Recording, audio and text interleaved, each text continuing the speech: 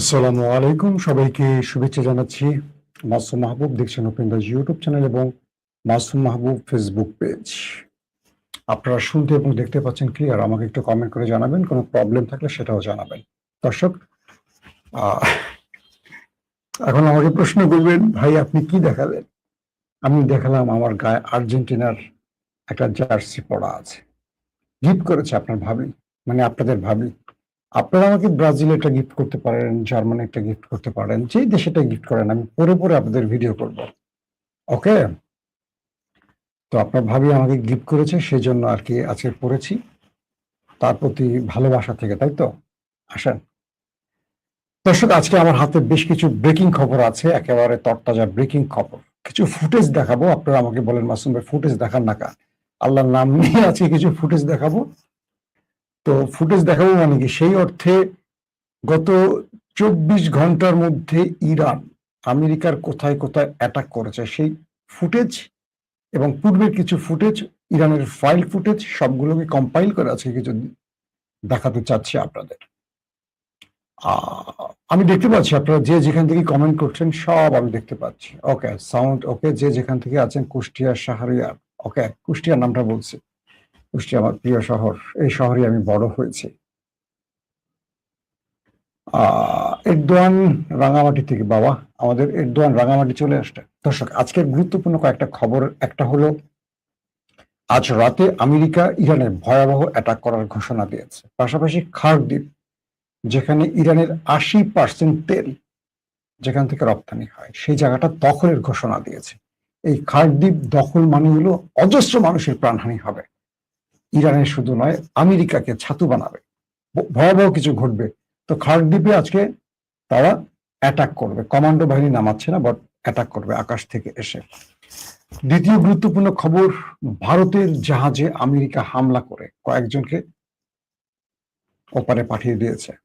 এটা নিয়ে ভারত প্রচন্ড ক্ষেপে গেছে, ভারতের মধ্যে একটা বড় কিছু ঘটতে পারে এটা নিয়ে। পাশাপাশি জর্দানে মার্কিন ঘাঁটিতে যে অ্যাটাক হয়েছে, সেই অ্যাটাকে আমেরিকার বেশ কিছু গুরুত্বপূর্ণ যুদ্ধ বিমান ধ্বংসের দাবি করছে আইআরজিসি। পাশাপাশি আরো অনেকগুলো খবর থাকবে আজকের লাইভ সেশনে। আমি একটা একটা করে আপনাদের দিচ্ছি। শুনতে তো কোনো সাউন্ডের প্রবলেম হচ্ছে না, একদম ক্লিয়ার শুনতে পাচ্ছেন? আপনারা শুনতে পাচ্ছেন এবং দেখতে পাচ্ছেন, তাই তো? দেখি শোনার ক্ষেত্রে কোনো প্রবলেম হচ্ছে কিনা। আমার এখানে সাউন্ড ঠিক আছে। ওকে,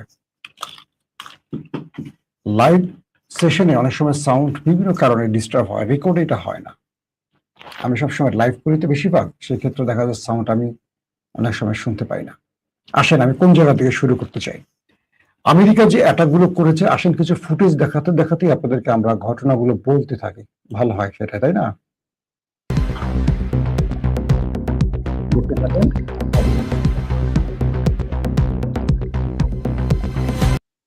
এটি হলো জর্দানে থাকা আমেরিকার ঘাঁটি। এটা অ্যাটাকের আগের ছবি। এই ভিডিওর মধ্যে দেখবেন ইরান অ্যাটাক করেছে, তারপর কি কি ঘটেছে সব দেখা যাবে।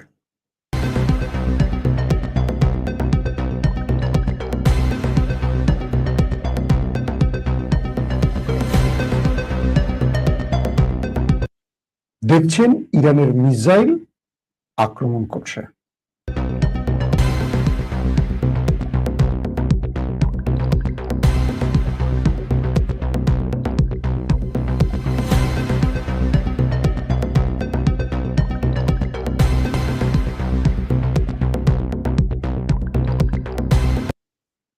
ইরানের আক্রমণে আগুন জ্বলে গেছে কয়েকটি স্থানের ছবি। এখন দেখছেন বৃষ্টির মতো মিসাইল মারছে ইরান।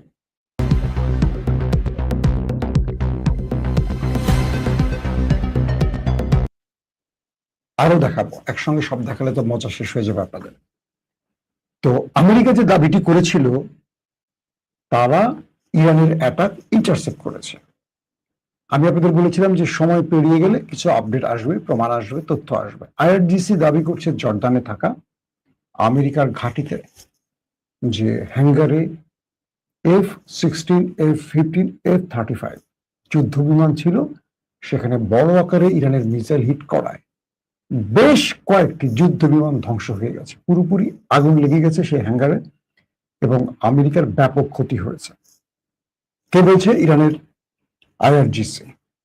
তারা স্পষ্ট বলেছে এই তথ্যটি।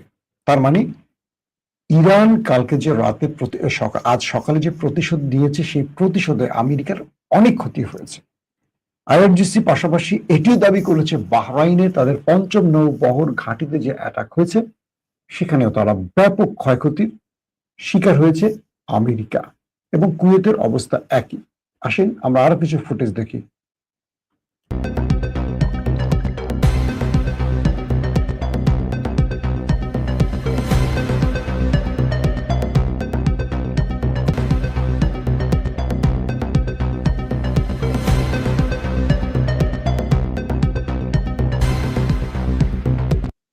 আপনারা উপর থেকে দেখছেন যুদ্ধ বিমানে হিট, আগুন জ্বলছে এবং কয়েকটি ঘাঁটিতে আক্রমণের ফুটেজ।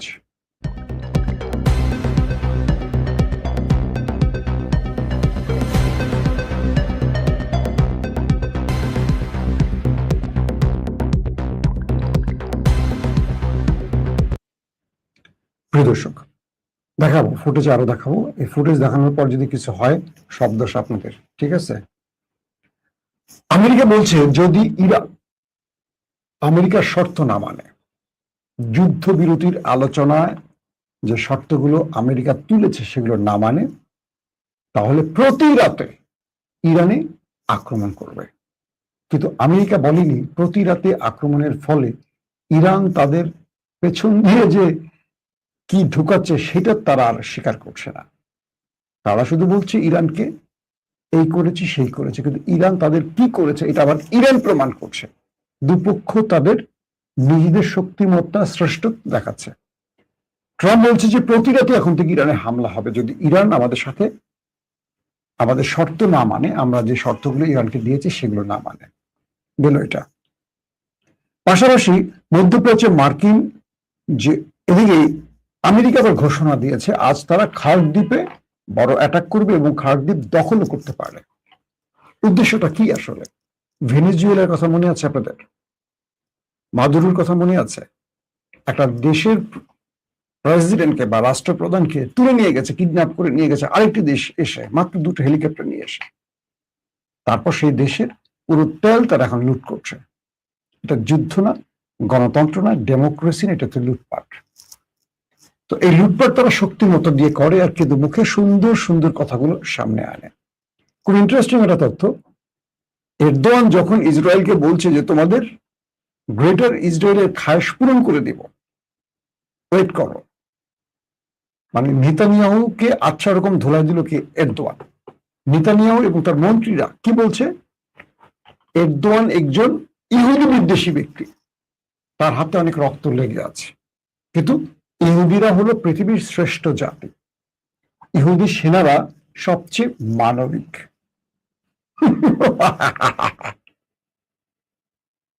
আমার ছেলেও হাসছে।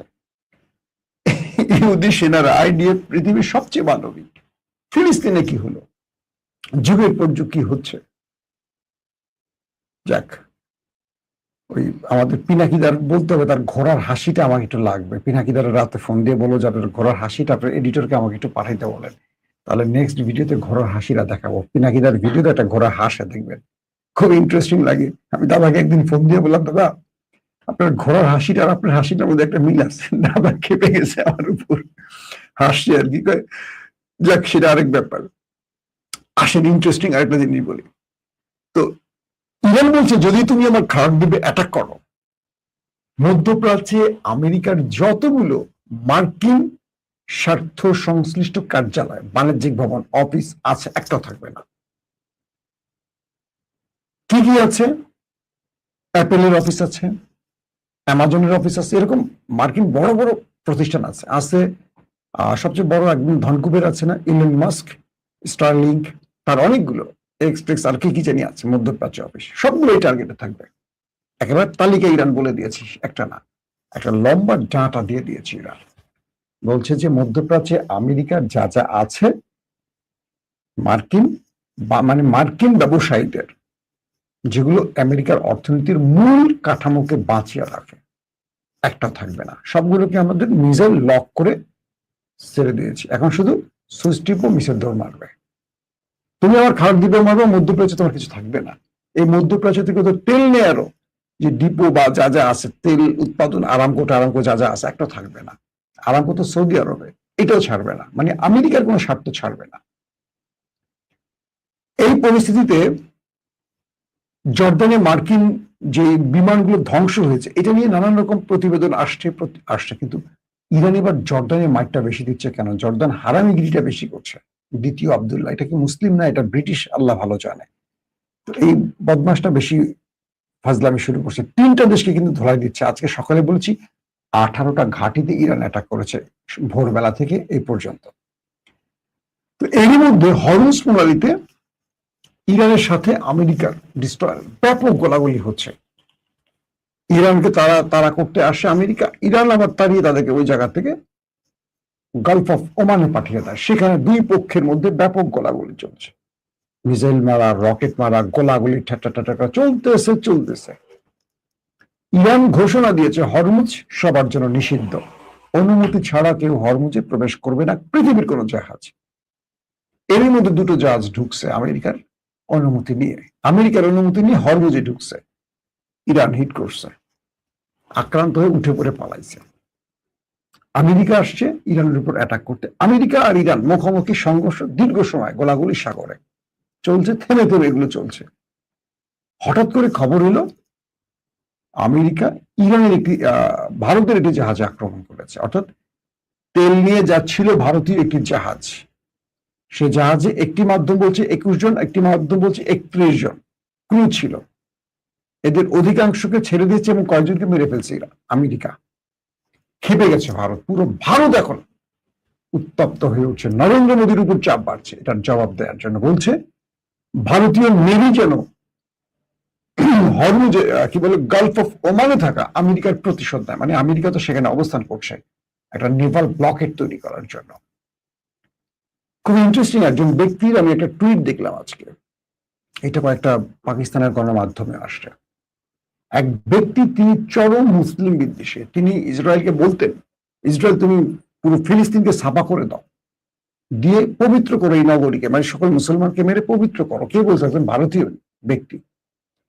খুব ইন্টারেস্টিং ব্যাপার, সেই ব্যক্তির ছেলেটাও একজন ইয়াং, একটা যুবক ছেলে, আমেরিকার ওই যেই জাহাজে আক্রমণ করছে সেখানে সে মারা গেছে। এখন এই ব্যক্তি কি বলবে, যিনি ঘৃণা ছড়াতে ওদেরকে সন্ত্রাসী বলতেন মুসলিমদেরকে, আজ তার মিত্ররা তার ছেলেকে মেরে দিয়েছে। তবে মজার ব্যাপার হলো, যখন ইরান ভারতে বড় বড় আক্রমণ করে, বাংলাদেশের গণমাধ্যমের চেয়ে ভারতীয় গণমাধ্যম খুব বড় করে সেই নিউজ প্রচার করে, এই মুহূর্তে ব্রেকিং খবর, এই করেছে, সেই করেছে, ওই করেছে, সেই করেছে। মানে ইরান আমেরিকাকে মারলে ওরা খুশি হয়, কিন্তু ইসরায়েলকে মারলে আবার ভারত খুশি হয় না। কারণ সাম্প্রতিক সময় আমেরিকা ভারতের সাথে খুব একটা ভালো আচরণ করেনি। বন্ধু ট্রাম্প বলে একদিকে স্যাংশন দিচ্ছে, এই ট্যারিফ বাড়াচ্ছে, এই করছে, ওই করছে, উল্টাপাল্টা করছে। তো সবকিছু মিলে ইরান যখন আমেরিকাকে মারে, ভারতীয়রা খুব খুশি। ইরান যখন ইসরায়েলকে মারে, তখন ওরা ইসরায়েল বিরোধী, কারণ ভারতের সাথে ইসরায়েলের প্রেমটা খুব ভালো চলছে এই মুহূর্তে। এটা নিয়ে পুরো ভারতীয় গণমাধ্যম এখন হইচই শুরু করেছে যে ভারতের জাহাজে কোন কারণে আমেরিকা অ্যাটাক করছে। এটাকে আমিও পক্ষপাতী নই। একটি জাহাজের সিভিলিয়ান ক্রুরা তেল নিচ্ছে, তাদেরকে ধরতে পারেন, আটক করতে পারেন, ছাড়তে পারেন, মেরে দেওয়ার কারণটা কি? ভারত এবং আমেরিকার মধ্যে উত্তেজনা বাড়ছে, এটা অনেক বড় একটা ফ্যাক্ট তৈরি হবে আগামী দিনে। ভারত আমেরিকার কিছু ঘটতেও পারে, যুদ্ধের মতো ঘটতে পারে, সাগরের উত্তেজনা বাড়তেও পারে। এই অগ্রিম খবরটি আপনাদের দিয়ে রাখলাম। পাশাপাশি বাহরাইনে ইরানের অ্যাটাকে আর্লি ওয়ার্নিং সিস্টেম, অর্থাৎ যুদ্ধের বোমাগুলো আসার আগে যে ওয়ার্নিং সিস্টেমগুলো আছে, রাডার সিস্টেমগুলো আছে, বেশ কিছু ধ্বংস করেছে। এর মধ্যে প্যাট্রিয়ট একটা রাডার সিস্টেম, প্যাট্রিয়টের প্রতিরক্ষা ব্যবস্থাকে ধ্বংস করেছে। অর্থাৎ ইরান কালকে যে অ্যাটাকগুলো করছে, খাইবার সেখানে ইউজ করছে, আরো কি কি জানি ইউজ করছে, নাম এখনো বলছে না ইরান, নতুন করে যেগুলো মারছে নাম বলে, এগুলো মার্কিন প্রতিরক্ষা ব্যবস্থা ইন্টারসেপ্টই করতে পারে না, অনায়াসে গিয়ে হিট করে আসছে। ইরান এই যুদ্ধের মধ্যে কিছু মিসাইলের পরীক্ষা চালাচ্ছে, কোনটা কোন ফাঁকে ঢুকতে পারে, কোনটা কিভাবে মার্কিন প্রতিরক্ষা ব্যবস্থাকে বিট করতে পারে, এই জিনিসগুলো কিন্তু ইরান এখন মোটামুটি পর্যবেক্ষণ করছে। এবং বলা হচ্ছে যে জর্দানে যে আক্রমণ হয়েছে F-35, F-15, 16-এর মতো যুদ্ধ বিমান ধ্বংস হয়েছে এমনটি আইআরজিসি দাবি করছে এবং তাদের হ্যাঙ্গারগুলো ধ্বংস করে ফেলেছে। তো সবকিছু মিলে আবার ইরাকের ইরবিলে মার্কিন ঘাঁটিকে টার্গেট করে ইরান অ্যাটাক করেছে। একটার পর একটা খবর কিন্তু আসতেছে, এখন নতুন নতুন প্রমাণ আসতেছে। তো আমেরিকাকে ঠেকাবার জন্য ইরান খার্ড দ্বীপে একটা বিশাল প্রস্তুতি নিচ্ছে, যেহেতু ইরানের বিরুদ্ধে আজকে বড় একটা আক্রমণ করবে। আসেন একটু ভিডিও দেখে আসেন।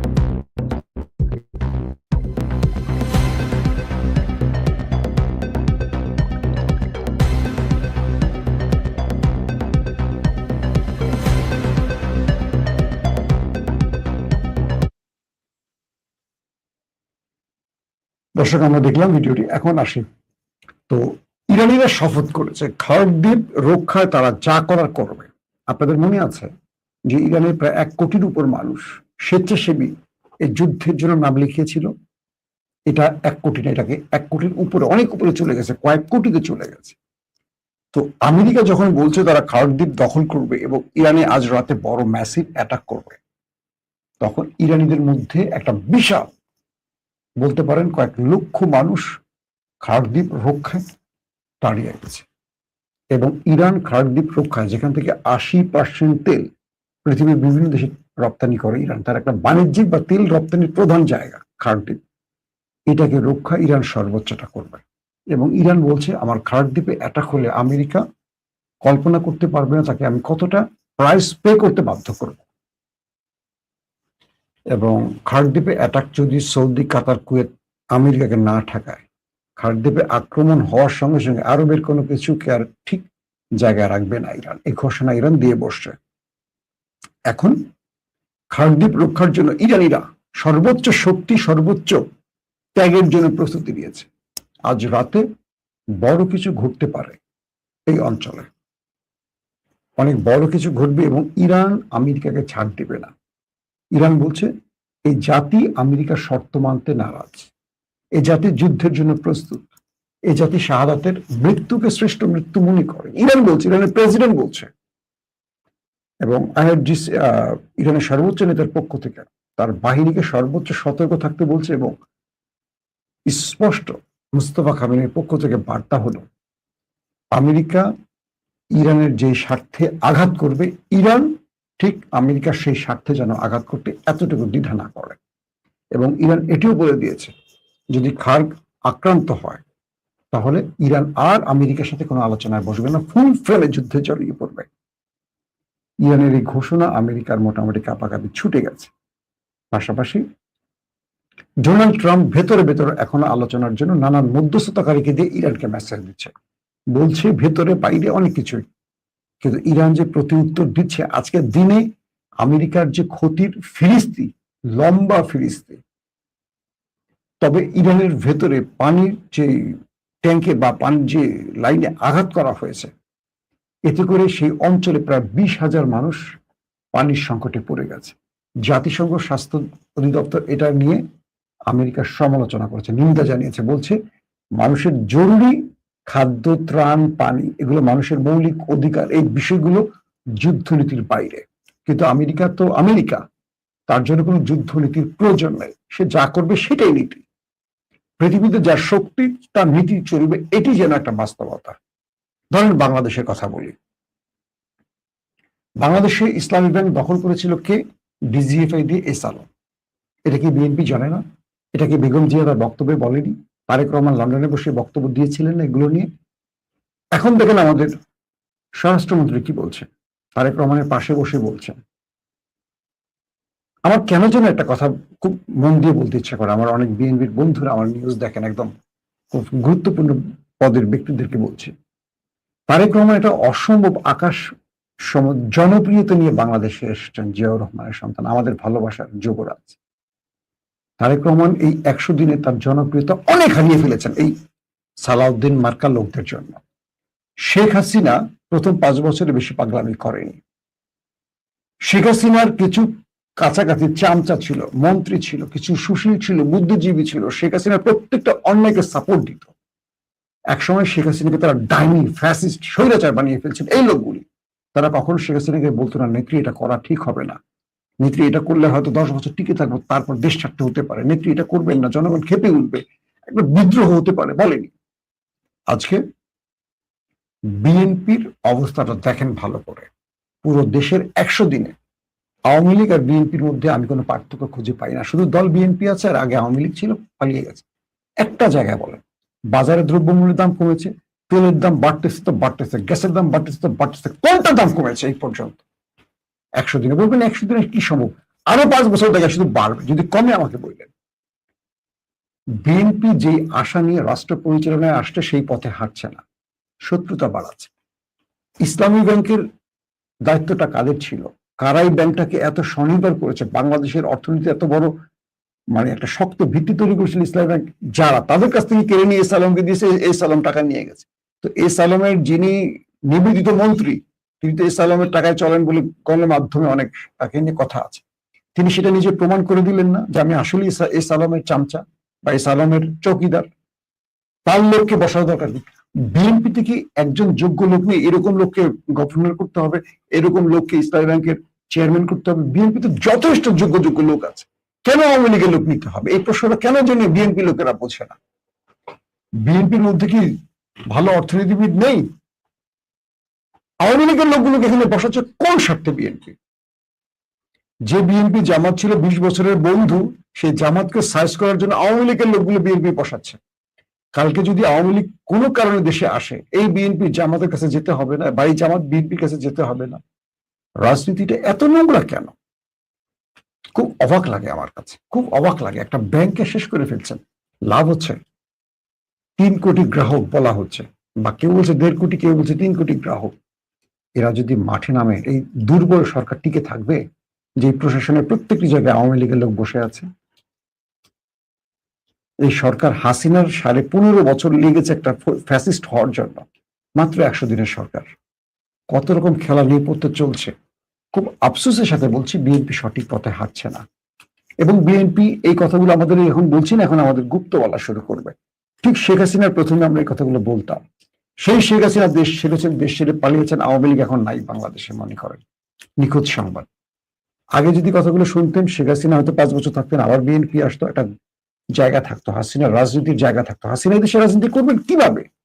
তিনি রাজনীতি করতে হলে তাকে 1400 মানুষের বিচার মুখোমুখি হতে হবে আগে, যে খুনগুলি হয়েছে। এত সোজা? আপনারা যারা আওয়ামী লীগের আশায় আছেন, এত সোজা? আবার কেউ বলছেন আওয়ামী লীগ কিনে জামাতকে সাইজ করবে বিএনপি। যদি এই কাজটা বিএনপি করে, মনে রাখবেন এই দেশে আওয়ামী লীগের জামাত থাকবে, বিএনপি হারিয়ে যাবে। একদম খোলা আমি বললাম, আপনাদের লিখে রাখতে পারেন। কারণ বিএনপি আওয়ামী লীগের মতো জারুমি করতে পারবে না। আওয়ামী লীগ যা পারবে, বিএনপি সেটা পারবে না। বিএনপির মধ্যে বিশ্বাসঘাতক বেশি, আওয়ামী লীগে বিশ্বাসঘাতক নেই। আওয়ামী লীগের মধ্যে সন্ত্রাসী বেশি, কিন্তু বিএনপির মধ্যে বিশ্বাসঘাতক বেশি। মাত্র 100 দিনে 600-র উপর খুন হয়েছে বিএনপির। খুব আফসোস, নিজেরা নিজেদের নিয়ন্ত্রণ করতে পারে না। তারা কি করে বাংলাদেশ চালাবে? তারেক রহমানকে বলবো, অনেক যোগ্য লোক আছে বিএনপির মধ্যে, তাদের ট্যালেন্ট। পূর্বের লোকগুলোকে কমান। এই লোকগুলো আগেও দেশকে পরিবর্তন করতে পারেনি, এই দেশকে তলাবিহীন ঝুড়িও বানিয়েছিল এরাই। সেই লোকগুলোকে আপনি বসাবেন না, একটু ইয়াংদের নিয়ে আসেন। আপনি লন্ডনে ছিলেন, আপনি দেশে বিদেশে অনেক পিএইচডি হোল্ডার আছে, ভালো ভালো আমাদের বুদ্ধিমান লোক আছে যারা বিএনপি সমর্থন করে, তাদেরকে একটু জায়গা দেন। এই পুরনো লোকগুলোকে সরান, যারা এই রাজনীতিকে ধ্বংসের দিকে। আর একটা কথা বলি, সালাউদ্দিন ভাই যে নীতিতে আছেন, সঠিক নীতিতে নাই। আমি মনে করি হাসিনাকে ফ্যাসিস্ট বানানোর জন্য এরকম তার আশেপাশে কয়েকজন সালাউদ্দিন ছিল। সালাউদ্দিন ভাই, আশা করি, আমি জানি না আপনার উদ্দেশ্য কি, যদি ভালো উদ্দেশ্য হয় তো ভালো, কিন্তু আপনাকে বা আপনাকে দেখে, আপনার বক্তব্য শুনে আমরা হতাশ হচ্ছি, এবং বিএনপির প্রতি আমাদের ভালোবাসা কমে যাচ্ছে। এটা করবেন না। বিএনপির জন্য অনেক ত্যাগ আছে, অনেক রক্ত দিয়েছে, অনেক কষ্ট করেছে, দেশ ছেড়েছে, বাড়িঘর ছেড়েছে, সন্তান ছেড়েছে। এই বিএনপির জন্য আমাদের এখন খুব কষ্ট হচ্ছে যে বিএনপি সঠিক পথে নাকি ভুল পথে, জনগণ এটাই এখন প্রশ্ন করছে। আল্লাহ হাফেজ।